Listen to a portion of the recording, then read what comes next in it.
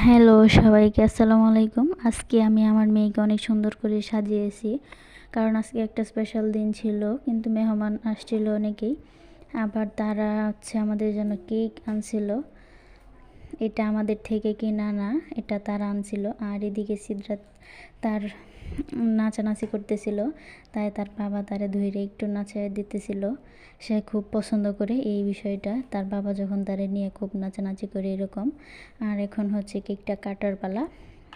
Cake আগেই সিদরাত অনেকটুকু খেয়ে নিছে, আর এখন আমি কেকটা কেটে ফেললাম, সবাইকে এখন দিয়ে দিব কেকটা। আমাদের কেক আনার কোনো ইচ্ছা ছিল না, কিন্তু মেহমান কেক আনছে, তাদেরকে শুধু এই বিষয় দাওয়াতটাই দিছিলাম। আর কোনো গিফট টিফট যেন না আনে সেটা আগেই বলে দিছিলাম।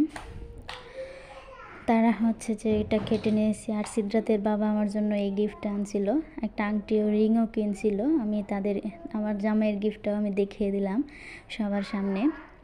আর এই আংটিটা, আংটি কিন্তু এটা স্বর্ণের না, নর্মালি।